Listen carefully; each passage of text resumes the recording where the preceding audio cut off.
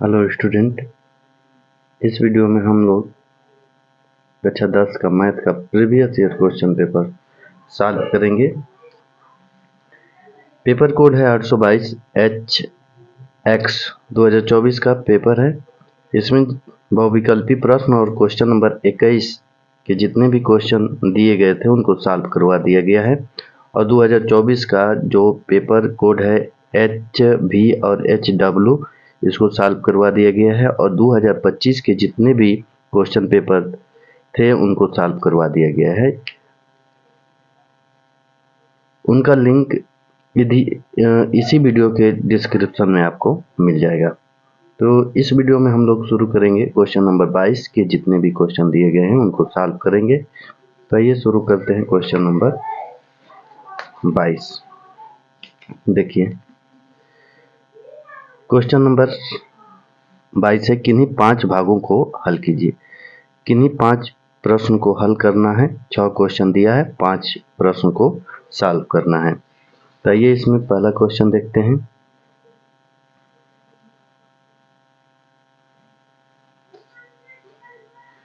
Question number 22 का को द्विघात बहुपद x square plus 12 plus 7x के शून्य ज्ञात कीजिए। शून्य ज्ञात करना है और शून्य को तथा गुणांकों के बीच के संबंध की सत्यता की जांच करना है। तो इसको सॉल्व करते हैं। इस प्रकार के क्वेश्चन सभी सेटों में देखने को मिले हैं, तो इसको ध्यानपूर्वक देखिएगा। देखिए x square plus 12 plus 7x है, इसको सीधा लिख लेते हैं। देखिए एक्स स्क्वायर प्लस, पहले 7x को लिख लेते हैं, 7x प्लस 12। अब इसका गुणनखंड कर देते हैं। गुणनखंड करेंगे तो x square plus 3x plus 4x plus 12 होगा। अब इसमें x कॉमन लेते हैं। x जब कॉमन लेंगे तो x प्लस 3 होगा और यहाँ पर 4 कॉमन लेते हैं तो x प्लस 4 3 12, ये 3 हो जाएगा। अब इसमें जब कॉमन लेंगे x प्लस 3 तो x प्लस 3 कॉमन होगा, तो यहाँ पर बचेगा x प्लस 4। अब देखिए इसमें लिखेंगे कि बहुपद यानी बहुपद x square plus 7x plus 12 का मान शून्य होगा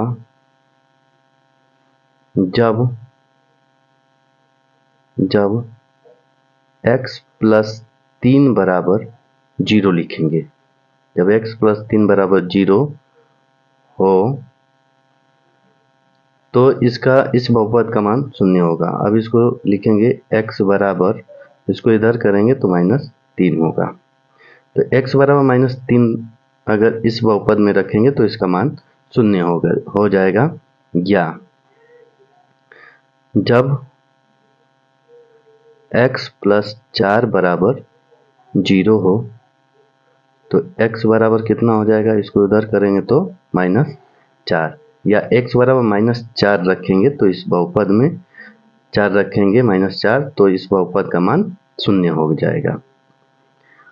अब इसकी जांच कर लेते हैं। जांच में देखिए जांच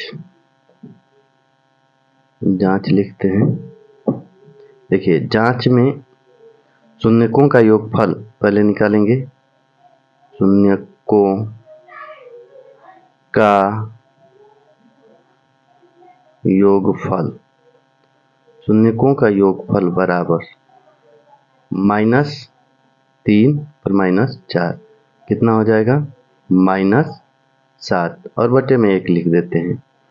अब देखिए -7 को यहाँ पर देखिए 7 किसका गुणांक है, x का, तो प्लस में है तो यहाँ पर लिखेंगे माइनस और इसको ब्रैकेट में लिख देते हैं 7 और बटे में 1।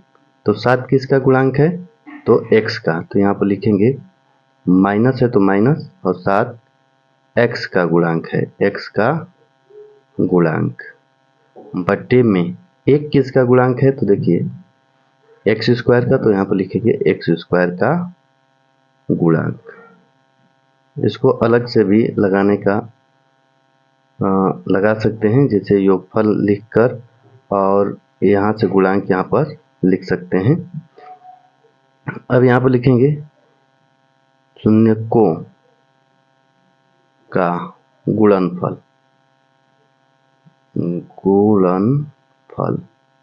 गुणनफल तो गुणा करेंगे -3 और -4, तो कितना हो जाएगा, ये हो जाएगा -12/1, और माइनस माइनस ये प्लस हो जाएगा, माइनस माइनस प्लस। तो देखिए अब यहाँ पर 12/1 आ गया, तो 12 क्या है, जिसमें x नहीं लगा रहता है वो अचर पद होता है, तो ये हो गया अचर पद बट्टे में एक एक्स स्क्वायर का गुणांक है, तो यहाँ पर लिख देंगे एक्स स्क्वायर का गुणांक। यही जांच में लिखना है, क्योंकि शून्यकों का योगफल बराबर -x का गुणांक बट्टे में एक्स स्क्वायर का गुणांक होता है, और शून्यकों का गुणनफल बराबर अचर पद बट्टे में एक्स स्क्वायर का गुणांक होता है। अब आइए क्वेश्चन नंबर दूसरा 22 का ख देखते हैं।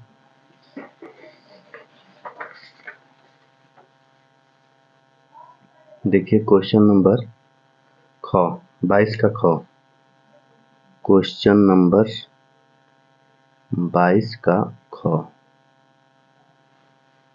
देखिए दिया है दो संख्याओं के वर्गों का अंतर 180 है, छोटी संख्या का वर्ग बड़ी संख्या का 8 गुना है, दोनों संख्या ज्ञात कीजिए। इसको सॉल्व करेंगे तो मान लेते हैं कि माना पहली संख्या बराबर x है और दूसरी संख्या बराबर y मान लेते हैं। अब यहाँ पर लिखेंगे जहाँ x बड़ा है y से, यानी x बड़ा है y से, y छोटी संख्या है और x बड़ी संख्या है। अब प्रश्नानुसार लिखेंगे, प्रथम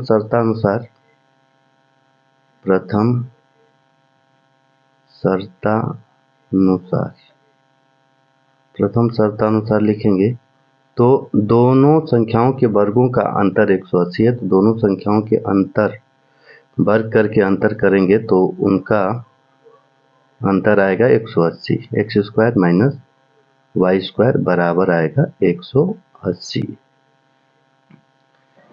द्वितीय शर्तानुसार देखिए,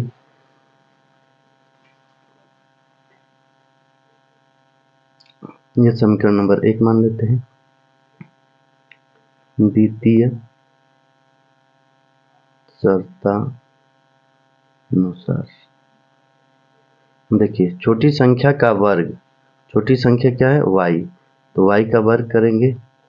छोटी संख्या का वर्ग बड़ी संख्या का 8 गुना है, तो बड़ी संख्या x है तो x का 8 गुना, यानी y स्क्वायर बराबर 8x हो गया।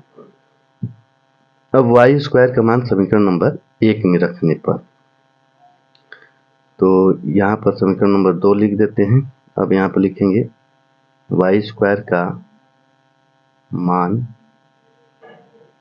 समीकरण 1 में रखने पर, 1 में रख देते हैं, तो देखिए ये बनेगा एक्स स्क्वायर माइनस 8x बराबर 180। 180 को इधर करेंगे तो x square minus 8x minus 180 बराबर ये हो गया 0। अब इसका फैक्टर करेंगे कि गुणा करने पर 180 आए और घटाने पर 8 है, तो 18 और 10 होगा, तो यहाँ पर लिखेंगे एक्स स्क्वायर माइनस ये 18 में से 18 में से 10 घटाएंगे तो 8 आएगा, और ये x माइनस 180 बराबर 0, तो ये हो जाएगा 180 माइनस 18x और minus minus plus 10x minus 180 बराबर 0। अब ये यहाँ पर x कॉमन लेते हैं तो x माइनस ये हो गया 18 और यहाँ पर 10 कॉमन ले लेते हैं तो x माइनस ये हो जाएगा 18 बराबर 0। यहाँ पर x माइनस 18 हो गया कॉमन और x प्लस 10 बराबर 0। अब यहाँ पर लिखेंगे यदि x माइनस 18 बराबर 0 हो तो x बराबर प्लस 18 हो जाएगा। अब यहाँ पर लिखेंगे यदि x प्लस 10 बराबर 0 हो तो x बराबर माइनस 10 होगा।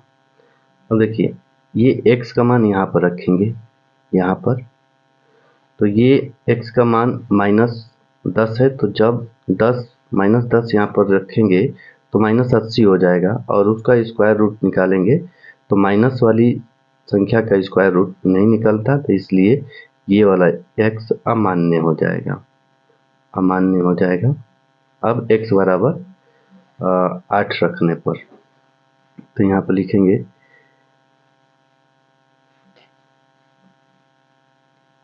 x का मान समीकरण 2 में रखने पर, या यहाँ पर लिख दें x बराबर 18, x बराबर 18 समीकरण 2 में रखने पर, x बराबर 18 समीकरण 2 में रखने पर, तो y स्क्वायर बराबर 8 और x का मान हो गया 18, तो y स्क्वायर बराबर इसका गुणा करेंगे तो ये होगा 144, तो y बराबर रूट में 144 और प्लस माइनस आएगा, तो y बराबर होगा प्लस माइनस 12। तो y का मान आ गया प्लस माइनस 12 और x का मान आ गया 18। तो यहाँ पर अभीष्ट मान लिखें तो यहाँ पर संख्या क्या पूछा है, दोनों संख्याएं ज्ञात कीजिए। तो पहली संख्या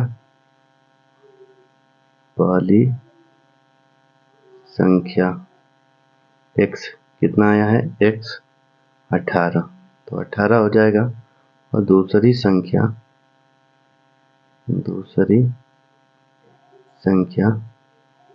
प्लस माइनस 12, यानी कि प्लस माइनस 12 यानी कि प्लस 12 हो सकता है और माइनस 12 भी हो सकता है, तो ये आंसर होगा।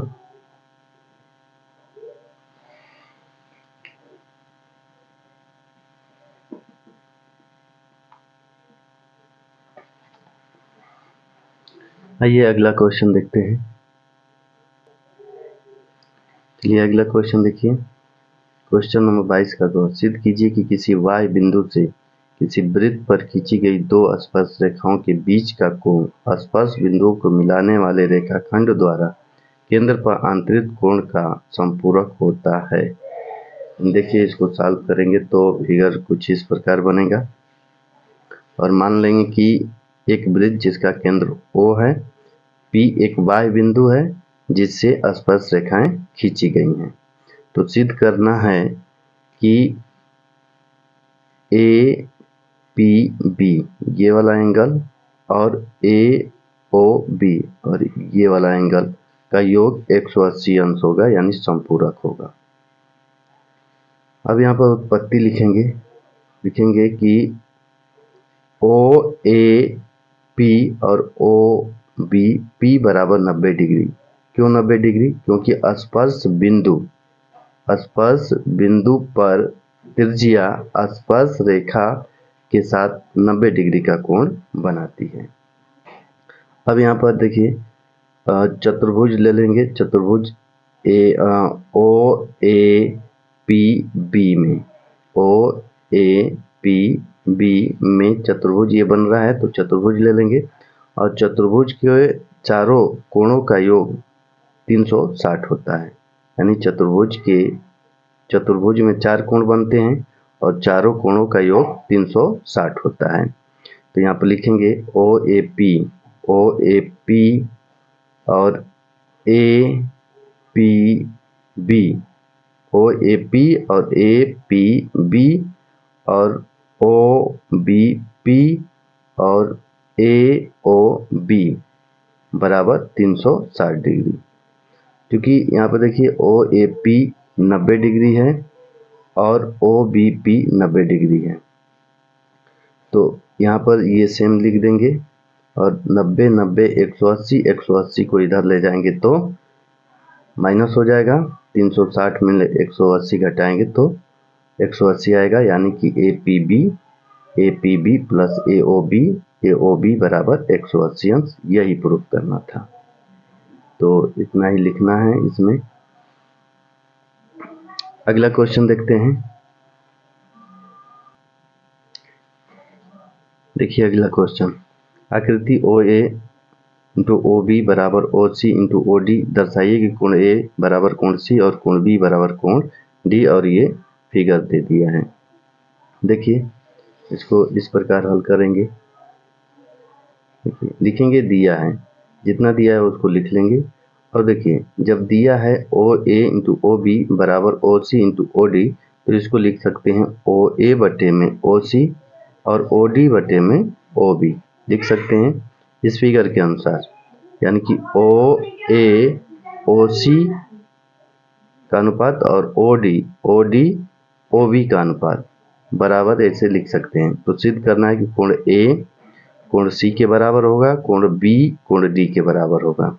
तो यहाँ पर देखें तो त्रिभुज ओ ए डी में और त्रिभुज ओ सी बी में देखें तो ये जो बन रहा है ये शीर्षाभिमुख कोण है, ये शीर्षाभिमुख कोण से ये बराबर होगा। यानी ए ओ डी बराबर सी ओ बी बराबर होगा ए ओ डी बराबर सी ओ बी, शीर्षाभिमुख कोण से ये बराबर होगी। और यहाँ ऊपर दिया है ये वाला कि ओ ए बटे में ओ सी, ओ डी बटे में ओ बी, ओ डी बटे में ओ बी दिया है। तो साइड एंगल साइड समरूपता कसौटी से, यानी ये साइड हो गया और ये एंगल हो गया, तो साइड एंगल साइड समरूपता कसौटी से ये जो त्रिभुज है वो समरूप हो गया। और हम लोग जानते हैं कि समरूप त्रिभुज के संगत कोण बराबर होते हैं, इसलिए एंगल ए बराबर एंगल सी और एंगल बी बराबर एंगल डी, क्योंकि समरूप त्रिभुजों के संगत कोण बराबर होते हैं। बस इसमें इतना लिखना है। चलिए आइए अगला क्वेश्चन देखते हैं। देखिए अगला क्वेश्चन देखते हैं, क्वेश्चन नंबर 22 का अंग देखते हैं। ताश की अच्छी तरह से फेंटी गई 52 पत्तों की एक गड्डी में से एक पत्ता यादृच्छिया निकाला जाता है। इसकी प्रायिकता ज्ञात कीजिए कि निकाला गया पत्ता बादशाह होगा, बादशाह नहीं होगा। तो इसको सॉल्व करते हैं। देखिए सबसे पहले ताश के 52 पत्ते हैं, तो लिख देते हैं ताश के कुल पत्तों की संख्या कितना होगा, तो 52 दिया है, 52 होता है ताश के पत्तों की संख्या 52। अब ताश के 52 पत्तों में कुल बादशाह कितने होते हैं, तो 52 पत्तों में कुल बादशाह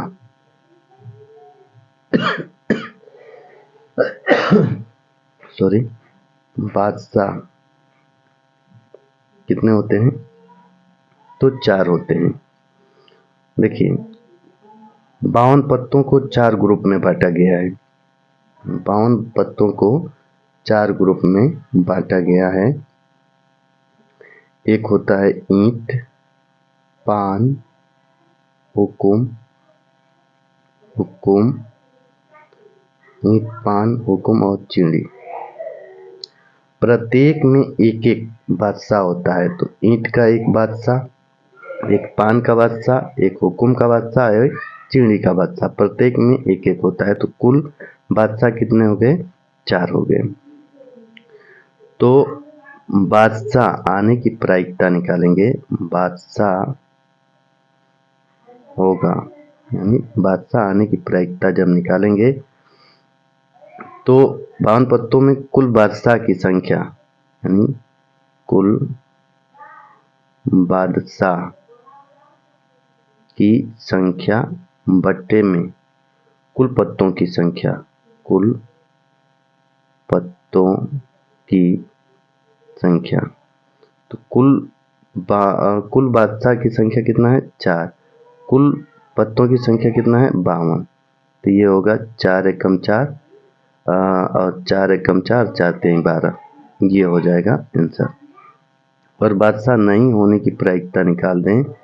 बादशाह, ये पहला था, और दूसरा में बादशाह नहीं होगा की प्रायिकता निकालना है। तो बादशाह नहीं होगा, तो देखिए बादशाह होने की प्रायिकता 1/13 है, तो 1 में से 1/13 घटा देंगे तो बादशाह नहीं होने की प्रायिकता निकल कर आ जाएगा। तो एलसीएम लेंगे तो 13 - 1 बट्टे में 13 बराबर ये आ जाएगा 12 बट्टे में 13। एक आंसर ये हो गया। अगला क्वेश्चन देखते हैं।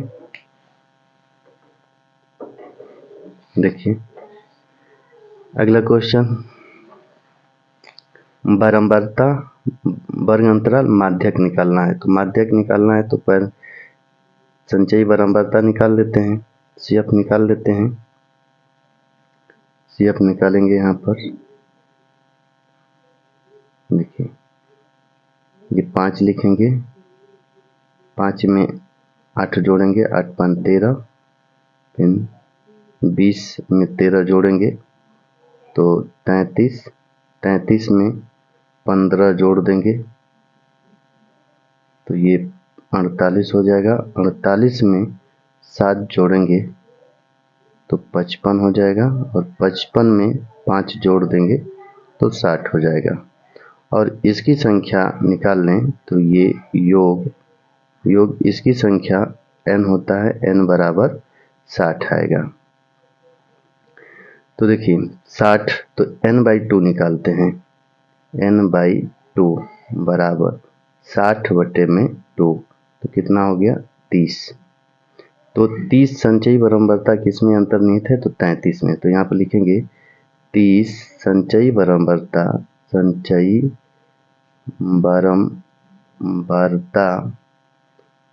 बारंबारता 33 में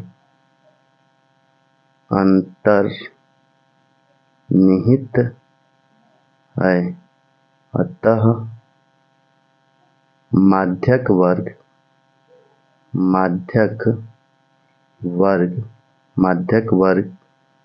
20 30 होगा। अब माध्यक वर्ग 20 30 हो गया तो इसका जो निम्न सीमा होगा वो L का मान होता है 20, और जो माध्यक वर्ग आया है उसका बारंबारता में देखें तो F का मान होता है 20 हो गया F का मान।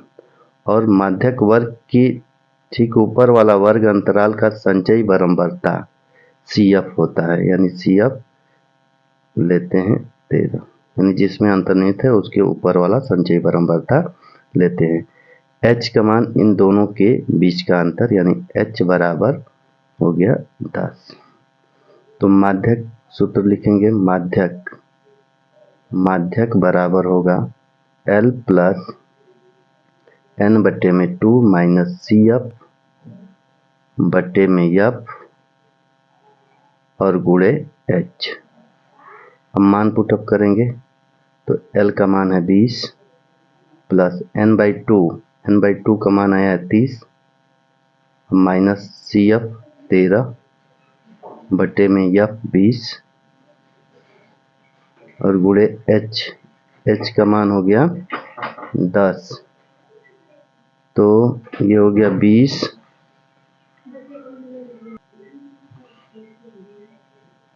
प्लस 7 और 10 का गुणा करेंगे 70 हो जाएगा, और ये 20। 2 से 2 ये कैंसिल हो गया, तो ये 20 प्लस 7/2 जब भाग करेंगे तो 20 प्लस 2 3 6 यानी 3 हो गया और 2 5 10, तो ये हो गया 23.5। तो इसको जोड़ेंगे तो 23.5 होगा, ये आंसर होगा, माध्यक 23.5 होगा। तो आज के लिए इतना ही, मिलते हैं अगले वीडियो में क्वेश्चन नंबर 23, 24, 25 के साथ। तब तक के लिए अपना पढ़ाई करते रहिए, धन्यवाद। सॉरी, यहाँ पर ये जब घटाएंगे तो 7 होगा, ये 17 होगा। जब इसमें भाग करेंगे तो 2 8 17, यानी यहाँ पर हो गया 17, 2 8 17, ये 8 होगा, 0.5 यानी 28.5 आंसर आएगा। सॉरी, 28.5 आंसर होगा। तो आज के लिए इतना ही, अपना पढ़ाई करते रहिए, धन्यवाद।